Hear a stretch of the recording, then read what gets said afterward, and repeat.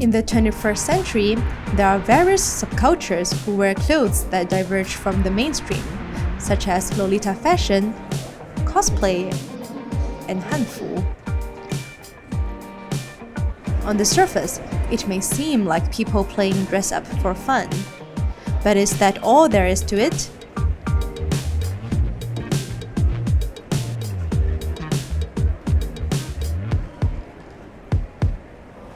Clothing is never just clothing. It confers a rich array of meaning, from the taste of the wearer to the region they are from to their socio-economic status.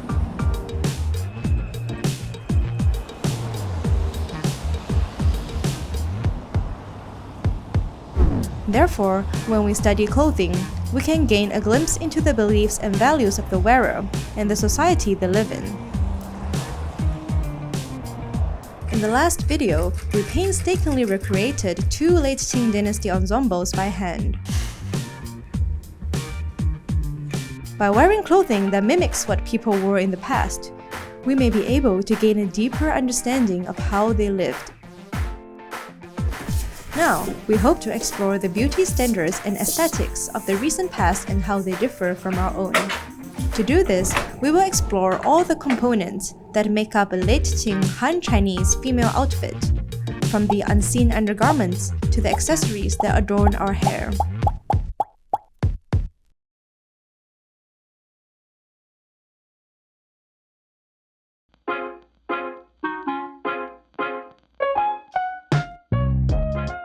The first layer for both men and women would be the dudou. Dudou both kept the torso warm and provided a convenient place to stash personal objects. Next would be a pair of pants called dajinsan. They could be worn on their own underneath a robe or inside the skirt. This kind of dajinsan were unisex too, and they were very wide at the waist. When wearing, the wearer gathers the top and secures it with a cloth belt. If a woman had bound feet, she would usually wear this shiku over her socks, covering the top of the lotus shoes. As only the very bottom of the shiku would be seen under the dajinsan, usually only the bottom is decorated with embroidery or trim. Ladies with bound feet, or the 3-inch golden lilies as they were called, wore a type of shoe called the gongxie, or arched shoe. They had a slight heel and a very arched insole. Like other shoes of the era, they were mostly made from fabric with layered cotton soles and embroidered uppers. As for accessories, they concentrated on the hands and the head. Bangles made from jade and silver and gold were popular, as well as earrings. For the people who could afford it, silver hairpins were immensely popular in the late Qing and early Republican periods. The meile was another common accessory worn wrapped around the temples. It was said to provide warmth to the head, and of course also served as another avenue of ornamentation.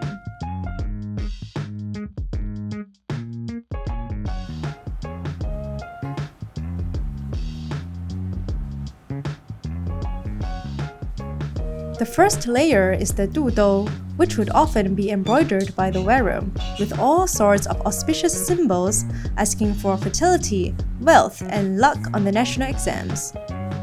For Chinese people, breasts were not considered a particularly erogenous zone. They preferred to focus on the feet. In the early 20th century, as part of the crusade against traditional values, reformers argued for the liberation of bound feet. They also argued for the liberation of bound breasts. This tells us that breast binding was a common practice back then, and the prevailing aesthetic was not particularly voluptuous.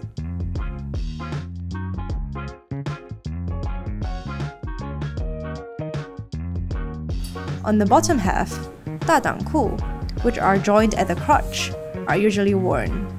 They can be worn as undergarments, usually under a skirt, but versions made from fancier fabrics can be worn on the outside as well. The waist is usually extremely roomy to account for fluctuation in weight. The wearer overlaps the waist at the front and secures it with a cloth belt.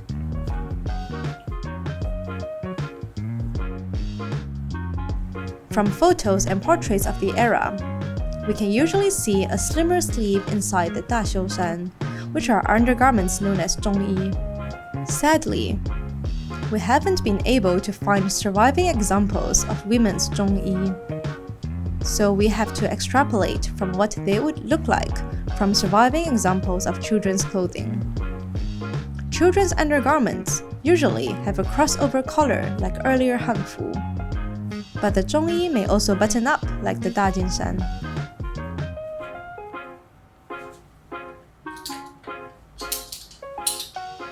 On the bottom half is the mamian skirt. The two pieces of the skirt are fastened together, forming a wrap skirt. The basic form of the mamian skirt can be traced to the Ming Dynasty, where pleated skirts with a flat front and back panel started to be popular. This is an example of Han Chinese women keeping their Han clothes, while also evolving with time, becoming more densely decorated on the mamian than their earlier counterparts.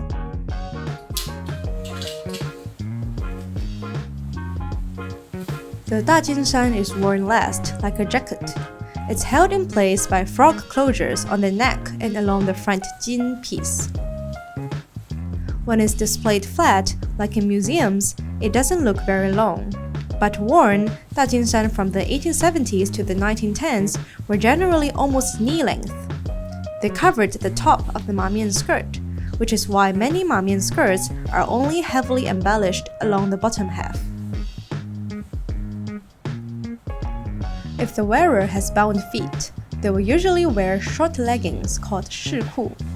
These help to cover the bandages used to wrap bound feet, as well as add another layer of decoration, pulling the eye downwards to the feet. Small feet were extremely attractive in this period, and often, in photos and portraits, women are posed with the feet prominently featured. The embroidered shoes are entirely made out of fabric, with the sole being made from layers upon layers of fabric glued together and stitched.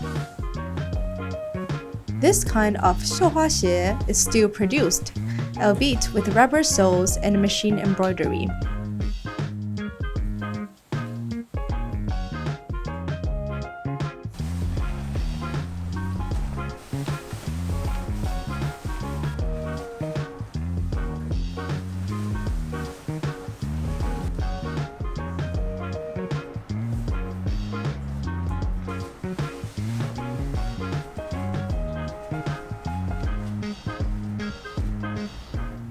As for the hair, before the trend for Western-style bobbed hair caught on in the 1920s, most Chinese women never cut their hair, because they adhere to the Confucian values of 身体发肤受之父母.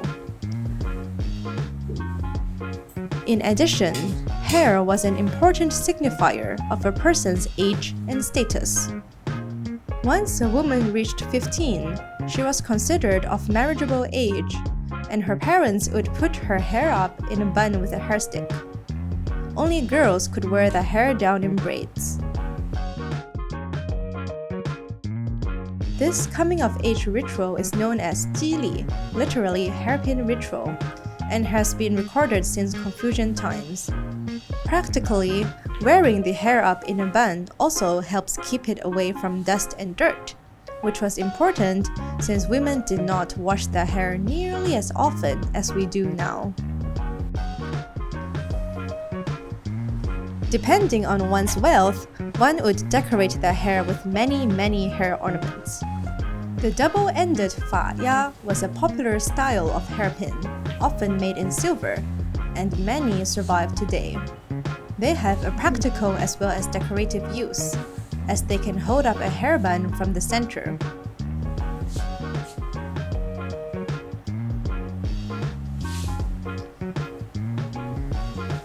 A popular early Qing dynasty book, written by Li Yu in 1671, called 闲情偶记, describes the makeup process, revealing what makes a woman beautiful. He says, "For the natural beauty of women, the white skin alone is the most difficult rare beauty quality. Eyebrows should be drawn lightly in the shape of a crescent moon, and a little image of a far mountain. She who has eyes which are narrow and long, her temper must be gentle. She who has eyes which look lively and are clearly defined in black and white, she must be intelligent." Lastly are our accessories. Both Han and Manchu women pierced their ears, and earrings were very often worn. Variations on hoops were especially popular. On the wrist were stacks of bangles. Made from jade, silver, or gold, they were a way to signal status. At the same time, the delicate materials around the wrists discouraged vigorous movement, reinforcing the ideal of the well-mannered, genteel woman.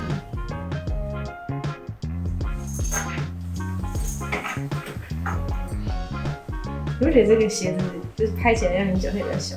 对啊，就让你脚看起来很短，你知道怎么办到？只是你的文艺今天真的打扮如何？我觉得他有点老气，感觉不符合他的年纪，好像变成一个阿嬷一样。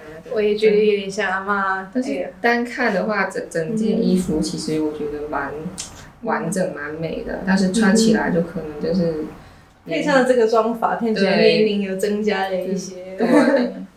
那文艺觉得直线穿起来如何？我觉得穿起来很可爱，我觉得跟那个照片里面很像，跟那种古人的样子。对啊，因为他们那时候就居然会流行刘海，然后就是跟他差不多，只是我觉得比他再密一点，那刘海有点少。好，我再弄多一点。都已经带了齁。带啊，都带了。好，那我们可以去花园给人家喝茶啦，走走走。走。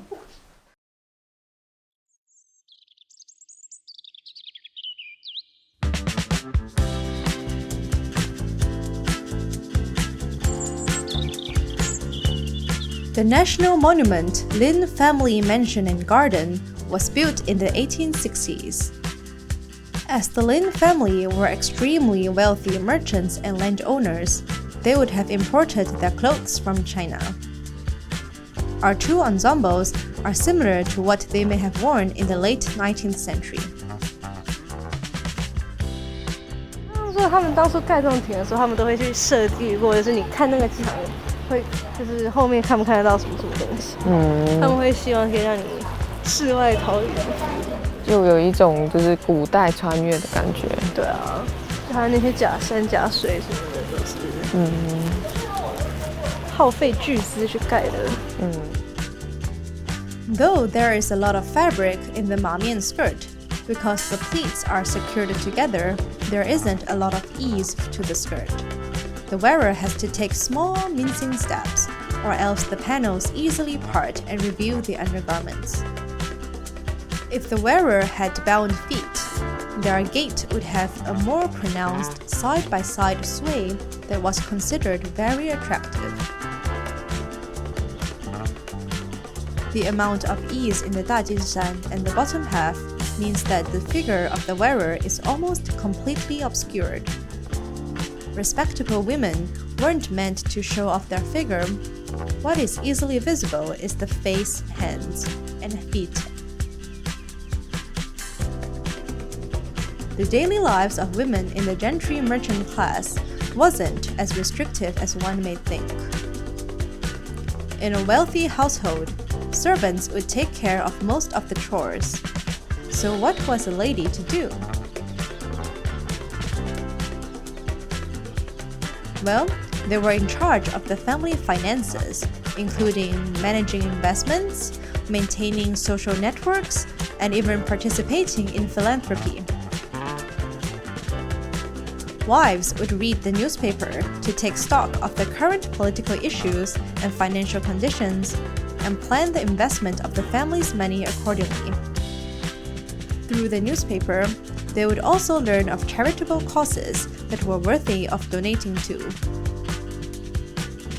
By the late 19th century, commercialization and industrialization meant that most garments were purchased, not homemade. Upper-class ladies would pay tailors to sew their garments instead of laboring themselves. These upper-class ladies also spent much time corresponding with family and business contacts. They updated their natal family. They read and replied to requests for assistance. They reported their doings to their husbands if he was away. A popular pastime for ladies was mahjong, dominoes, or playing cards. Not dissimilar to their modern forms, all of these pastimes both served as recreation and a way for concubines to gamble. The extensive jewelry that wealthy ladies wore was more than just a signifier of status. They reminded her to be careful and delicate in her movements. The numerous bangles around the wrist would clink together in protest if the movement were too vigorous, if not outright break. Upper-class ladies from gentry and merchant backgrounds were not confined to their homes. Examples abound in periodicals of the time, such as the 点石斋画报. Ladies actually enjoyed freedom to leave their houses. They may gather in tea houses to chat, enjoy public operas, take part in religious festivals, attend poetry readings, or shop on the streets. Being out and about meant that the respectable women were able to observe the fashions of influential courtesans. This helped facilitate the spread of fashions from courtesans to genteel ladies and back again.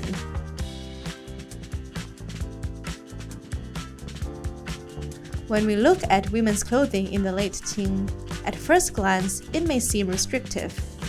However, when we delve deeper into the layers and meanings of the garments, we may find that many elements add a surprisingly practical function. The elaborate styles of the late Qing also reflect the growing consumer culture and industrialization of the time.